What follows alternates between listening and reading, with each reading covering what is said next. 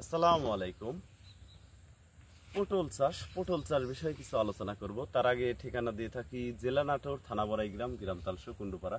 তো আপনাদের কাছে বিনীত অনুরোধ, আমার পেজটি ফলো দিবেন। আমি নিয়মিত পটলের ভিডিও ছেড়ে থাকি।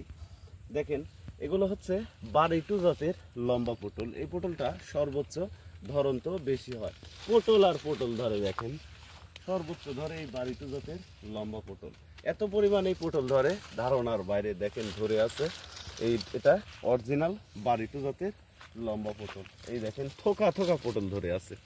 1 বিঘা জমি চাষাবাদ করলে দেখা যায় প্রতি সপ্তাহে 18 মন 20 মন কিভাবে পটল উৎপাদন করা যায়, সেটা নিজস্ব চোখে না দেখলে বিশ্বাস করার মতো না।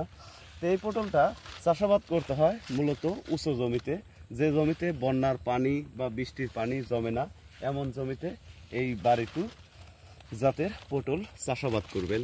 আর পটলটা মূলত মাচাতে চাষ করলে সর্বোচ্চ ভালো হয়। যেমন আমরা এই মাচাটা করেছি 4 হাত, আর চলাচলের জায়গা রেখেছি 1.5 হাত।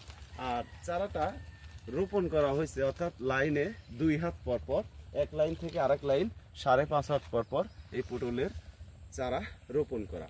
তো ভিউয়ার্স, এই বারইটু জাতের পটল সর্বোচ্চ ফলনের দিক দিয়ে ভালো হয়।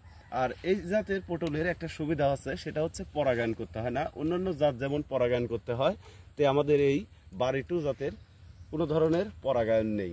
তাই আমরা বাংলাদেশের প্রতিটি জেলায় এই বারইটু জাতের পটলের চারা পাইকারি সেল দিয়ে থাকি 10 টাকা পিস হিসেবে। ভাড়া এবং ক্যারেটের টাকা অগ্রিম দিতে হবে, আর বাদবাকি টাকা মাল হাতে পাওয়ার পর সুন্দরবন কুরিয়ার সার্ভিসের মাধ্যমে দিয়ে দিবেন। ভালো থাকবেন, সুস্থ থাকবেন। আসসালামু আলাইকুম।